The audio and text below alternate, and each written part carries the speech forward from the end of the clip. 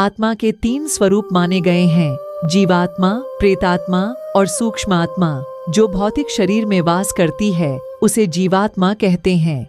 जब इस जीवात्मा का वासना और कामनामय शरीर में निवास होता है तब उसे प्रेतात्मा कहते हैं। यह आत्मा जब सूक्ष्मतम शरीर में प्रवेश करता है उसे सूक्ष्मात्मा कहते हैं। भूत प्रेतों की गति एवं शक्ति अपार होती है। इनकी विभिन्न जातियां होती हैं और उन्हें भूत, प्रेत, राक्षस, पिशाच, यम, शाकिनी, डाकिनी, चुड़ैल, गंधर्व आदि कहा जाता है। हिंदू धर्म में गति और कर्म अनुसार मरने वाले लोगों का विभाजन किया है। भूत, प्रेत, पिशाच, कूष्मांडा, ब्रह्म राक्षस, वेताल और क्षेत्रपाल। उक्त सभी के उपभाग भी होते हैं। आयुर्वेद के अनुसार 18 प्रकार के प्रेत होते हैं। भूत सबसे शुरुआती पद है, या कहें कि जब कोई आम व्यक्ति मरता है तो सर्वप्रथम भूत ही बनता है।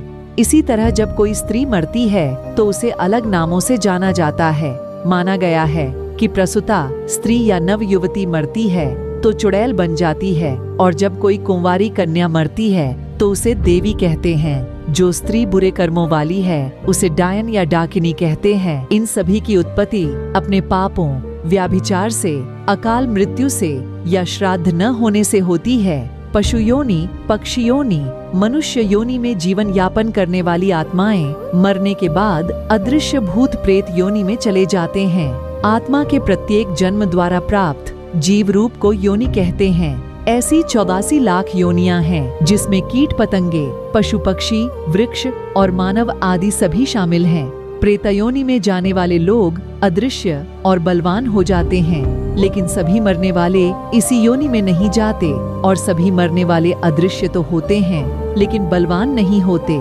यह आत्मा के कर्म और गति पर निर्भर करता है। बहुत से भूत या प्रेत योनि में न जाकर पुनः गर्भधारण कर मानव बन जाते हैं। वेदों के अनुसार जो व्यक्ति भूखा, प्यासा, संभोग सुख से विरक्त, राग, क्रोध, द्वेष, लोभ, वासना आदि इच्छाएं और भावनाएं लेकर मरा है, या फिर दुर्घटना, हत्या, आत्महत्या आदि से मरा है, तो वह भूत बनकर भटकता है।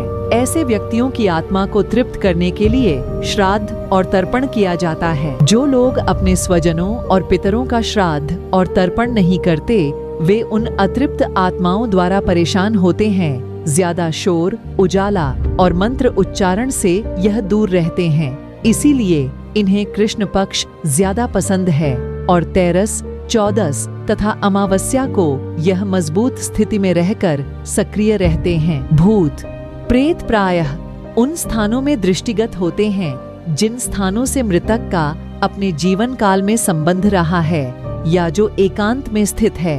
बहुत दिनों से खाली पड़े घर या बंगले में भी भूतों का वास हो जाता है।